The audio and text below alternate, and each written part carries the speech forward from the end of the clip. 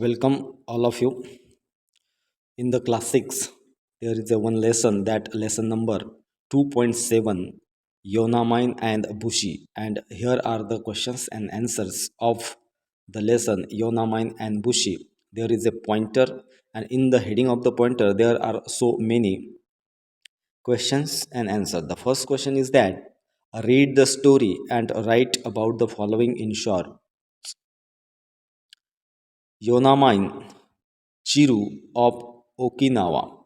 There is a one A, that Yonamine Chiru of the Okinawa, and that particular story is about Yonamine and also Bushi. And first is that Yonamine Chiru of Okinawa. Okinawa is a name of city or the country, and in that particular place, Okinawa, there is a one karate player. That lady name is Yonamine. Yonamine Chiru. So write down something about that particular Yona Manchuru in a very short. So Yona Manchuru was the most admired girl in Okinawa. She was intelligent, tall, strong, beautiful, and well trained in karate, that no one could beat her.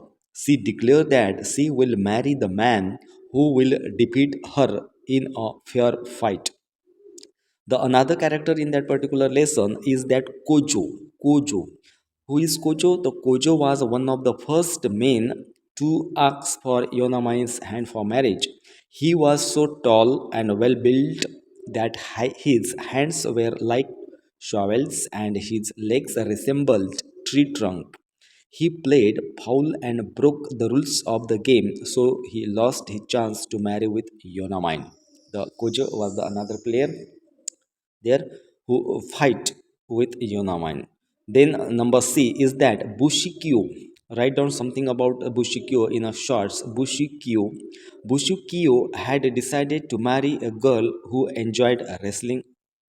No, there is no doubt that particular lady or girl is Yonamine. He was trained under the karate master Shakugawa. Shakugawa is the name of karate master, and under his training, the Bushikyo is there. He was such an expert that he was recruited by Shoko, the king of Okinawa.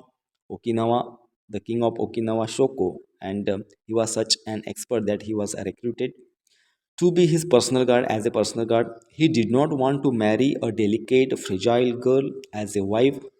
He defeated Yonamine in a wrestling match and thus won her hand in marriage. Okay, the another second this question is that there he did not want to marry a delicate, fragile girl as a wife. He defeated Yonamine in a wrestling match and thus won her hand in marriage.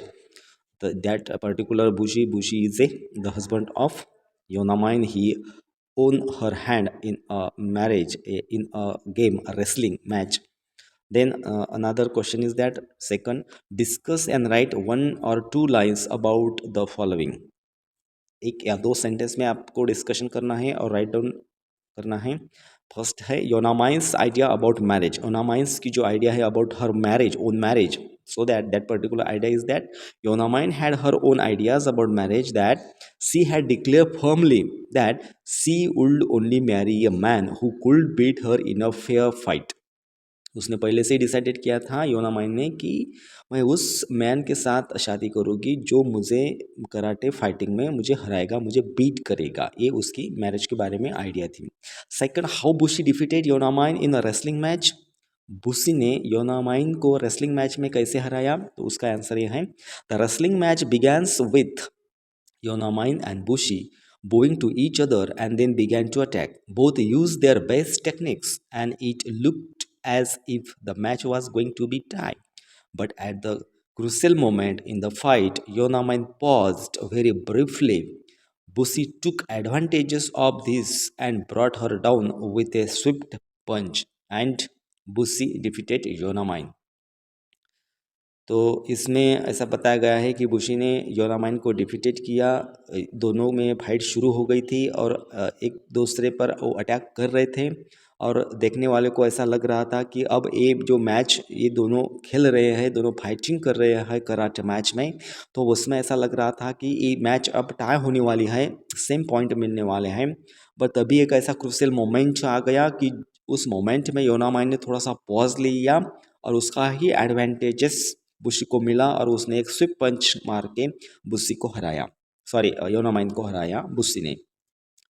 So there is a question, and the another question is that why Bushi told Yonamain not to travel at night. After the शादी होने के बाद बुशी और योनामाइन एक साथ रहने लगे और एक दिन योनामाइन को ऐसा लगा कि मुझे मेरे पेरेंट्स को मिलने के लिए जाना है, तो वो बोलने लगी कि मैं जाऊंगी। तब बुशी ने बोला कि don't go to to meet to your parents at night or at evening because there are so bandits, there are some thieves.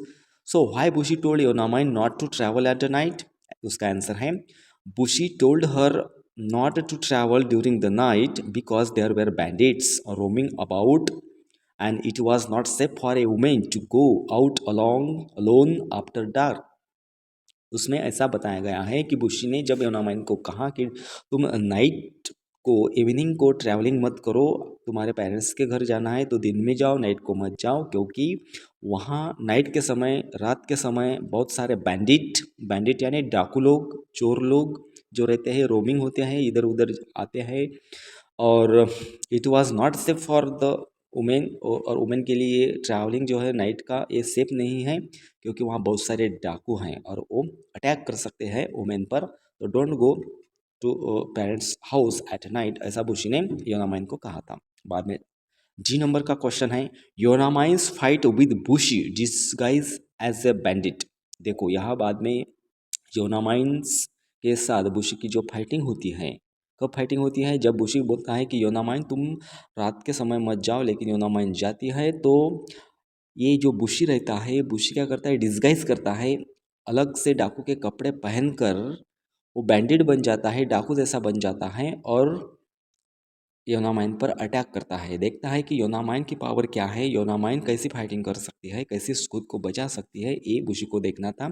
तो फाइट बुशी और योनामाइन में जो होती है, बुशी ये डिस्गाइज में रहता है, वेशांतर ज्याला आपण म्हणतो, वेशांतर म्हणजे कपड़े बदल के, डाकू के कपड़े पहन के। सो इसका आंसर देखो, bushes wife decided to go to visit her parents one evening. Bushi warned her not to go out alone at night because it would be dangerous as there were bandits around. Yonamain, his wife, told him not to worry as she could take care of herself, to teach her a lesson because he thought she was overconfident. He disguised as a bandit. He ran ahead of her and hid himself a tree. He confronted her as a bandit would. Yonamain with her swift, sharp attack make the attacker unconscious. Yonamain then dragged the attacker and tied him to a tree and then set up to her parents' home as if nothing had happened.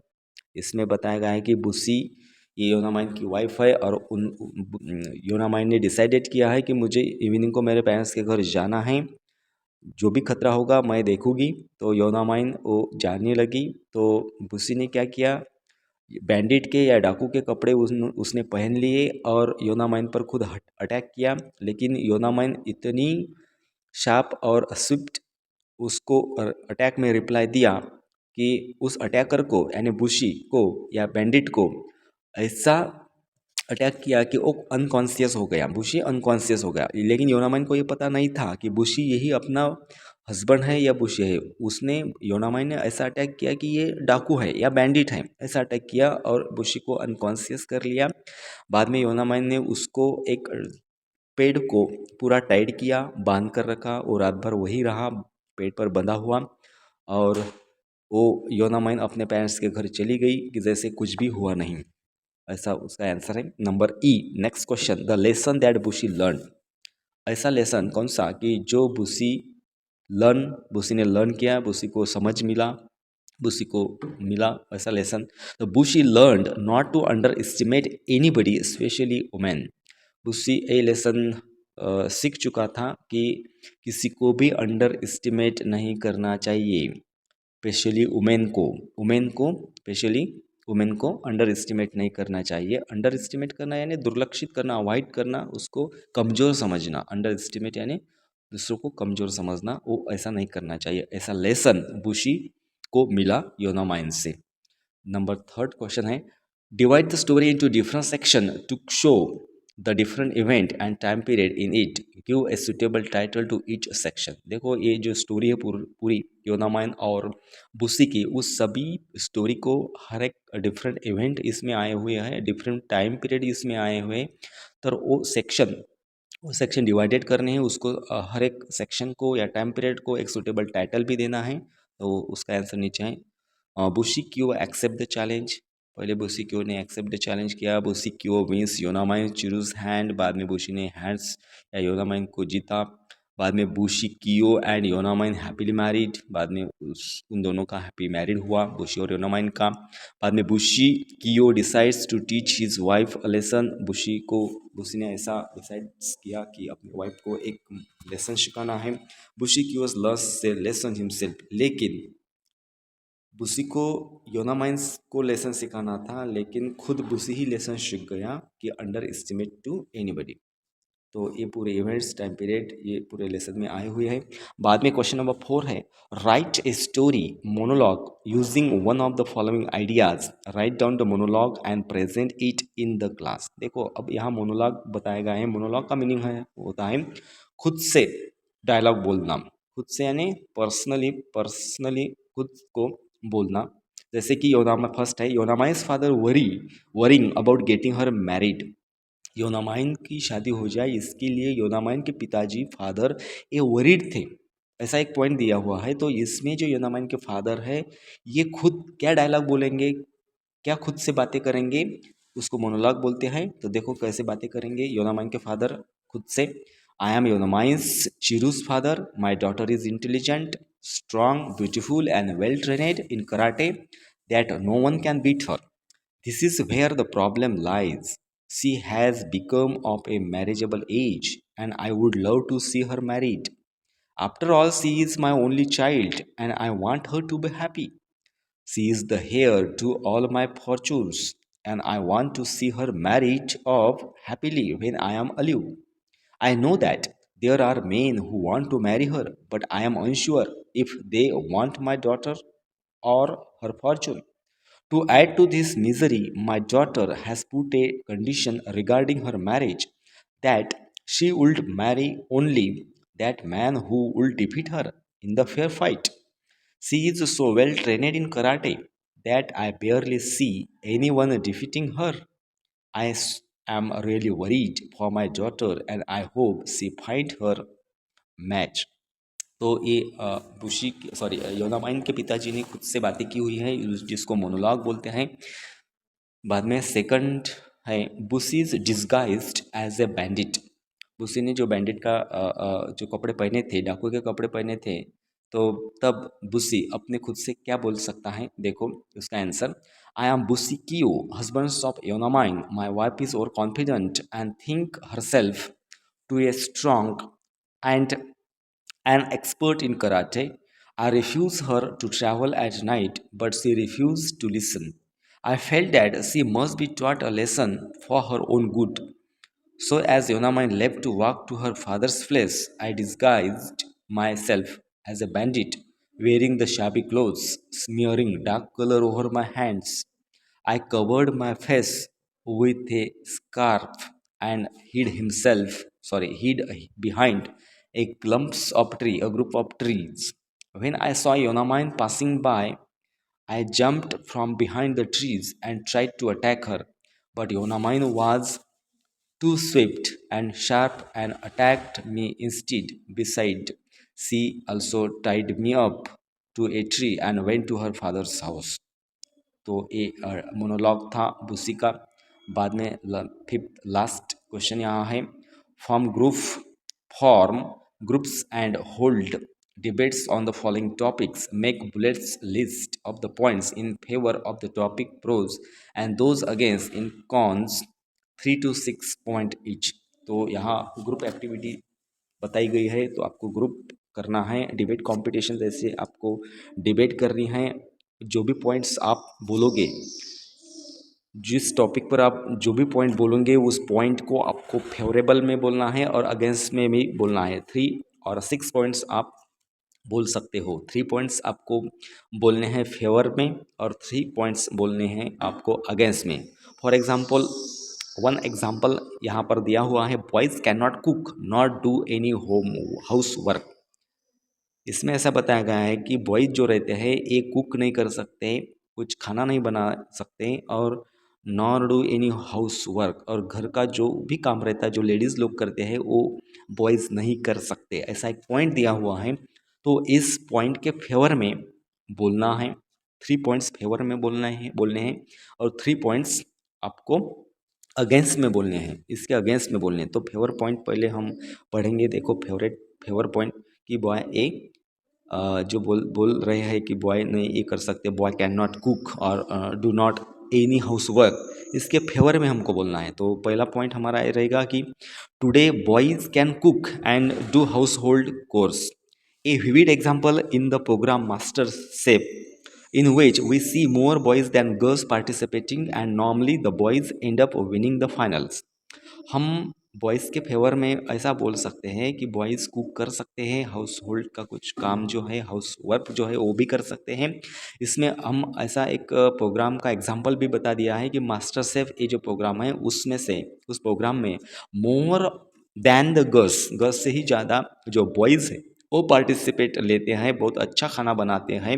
और जो उसमें participate boys and girls जो ले रहे हैं उसमें से winner boys ही होते हैं, ऐसा हम मास्टर शेफ इस प्रोग्राम में देख सकते हैं। तो हम ये नहीं कह सकते कि बॉयज़ कुक नहीं कर सकते और हाउस वर्क नहीं कर सकते। तो ये इसके फेवर में हम बोला, उसको प्रोज बोल देंगे। फेवर का पॉइंट हमने एक बताया है। दूसरा पॉइंट है फेवर का, आफ्टर द 1960s मेन और boys do more work than they use to. देखो, यहाँ एक ऐसा पॉइंट हमने बताया कि 1960s 1960 के बाद हम ऐसा देख रहे हैं कि ज़्यादा से ज़्यादा बॉयज़ या मेंस हाउस वर्क या कुकिंग का काम बहुत ज़्यादा कर रहे हैं। तीसरा पॉइंट हम फेवर में ऐसा बता सकते हैं बॉयज़ के कि there is a less house work to do because of the machines that makes work easy and so it is quickly done by the ladies in the house. तो हम एक बात बोल सकते हैं कि अब हर घर में मशीन्स आ गई है, तो मशीन्स से हाउस वर्क किए जा रहे हैं। तो हाउस वर्क का काम करने के लिए लेडीज़ को भी बहुत उसमें हेल्प हो रही है, लेडीज़ को भी काम करने का काम नहीं पड़ रहा है, वो मशीन से सब काम करती है। तो ये बॉयज़ के फेवर में हमने 3 पॉइंट बताए हैं। बाद में 3 पॉइंट जो है बॉयज़ के अपोजिट या अगेंस्ट हमको बोलने हैं कि boys can not cook nor do any house work, इससे अगेंस्ट हमको बोलना है। तो देखो, पहला पॉइंट है that is outside the house in the house they expect everything to be done either by their mothers और सिस्टर्स। देखो, इसमें ऐसा बताया कि that is outside the house, outside the house यानी घर के बाहर जो है वो, in the house they expect everything to be done either by the mothers और द सिस्टर्स। यानी बॉयज़ को ऐसा मानना है कि आउटसाइड के घर के आउटसाइड के जो भी काम है वो हम करते हैं, तो घर का काम हम नहीं करेंगे। और इसमें ऐसा बताया जाता है कि वो बॉयज़ एक्सपेक्ट करते हैं कि everything to be done either by the mothers और सिस्टर, एक तो अपनी माँ नहीं तो बहन, ये सब अपने घर काम करेगी, घर के काम करेगी, कुकिंग करेगी, ऐसा एक्सपेक्ट करते हैं बॉयज़, इसलिए वो घर काम नहीं करते। ऐसा अगेंस्ट में हम बोल सकते हैं बॉयज़ के। सेकंड है even today boys feel that cooking and household chores are women's works. अब का जो भी मानना है बॉयज़ का कि ऐसा मानना है, उसको ऐसा फील होता है बॉयज़ को कि जो कुकिंग का काम है, खाना बनाने का काम है या हाउस होल्ड है, ये वुमेन का काम है पर्टिकुलरली, ऐसा ही एक अगेंस्ट में हम बोल सकते हैं। सेकंड थर्ड पॉइंट है boys should remember that it is their house too and should get started and help in the chores and lessen the work, lighten the work. तो इसमें हम ऐसा अगेंस्ट बोल सकते हैं बॉयज़ के कि बॉयज़ को ये ध्यान में रखना चाहिए कि उनका भी घर होता है, तो घर पर वो भी रहते हैं, तो उन्होंने क्या करना चाहिए, gate started and help in the chores and lighten the work. उसने काम में मदद करनी चाहिए, कुकिंग का काम हो, घर का काम हो, उसमें मदद करनी चाहिए, और जो भी वर्क है वो थोड़ा सा हल्का करना चाहिए या काम में मदद करनी चाहिए। ऐसा ये 3 पॉइंट हम उसके खिलाफ बोल सकते हैं। बाद में अ, हमको यहाँ दिया हुआ है, let us conclude this debate by letting everyone present that there is a no her job or his job. Today men and women have to share equal responsibilities because in most of the families both parents and are beard earners.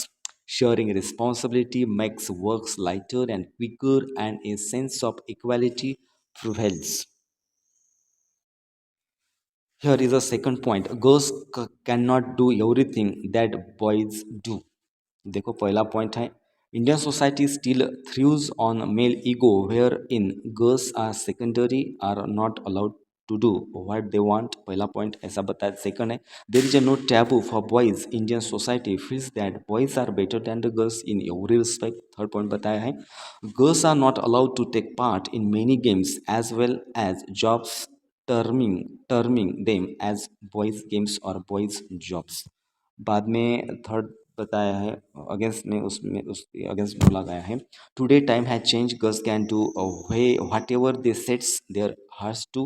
Second point, today a lot of changes in the laws have given girls the confidence to stand equal to their male counterparts. Or third point, today society has become more open to the idea that girls too are capable of playing any games or doing any tasks.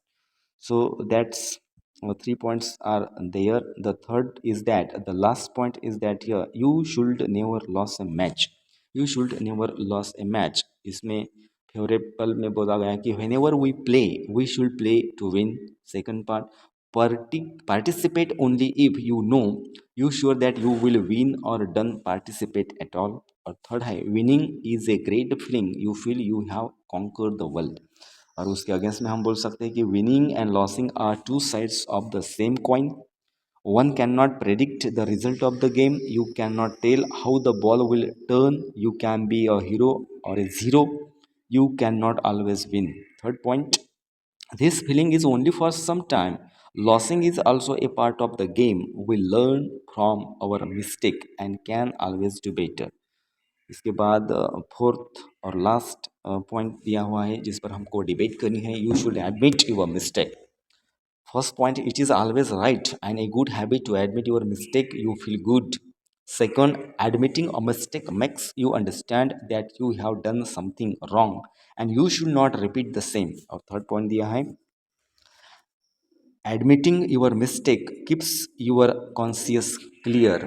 और three against point दिया है जो है, first point, many times when mistakes are admitted it fires back, you are always blamed. Second point, admitting a mistake many a time is not taken positively. You are taunted about it every time. और last में बताया गया है, दो one should admit once mistake, one does not admit because of the attitude of the people around him. तो ये सब question यहाँ हो गए हैं. द योनामाइन एंड बुसी के all the questions we already learn here.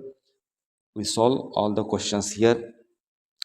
So tell something about me if you like this all the questions solved by me, and give me the comments in a comments box, and like this video if you really like, and you can share to your friends and also your relatives which are very related to the class 6 or standard 6. Okay, thank you, welcome.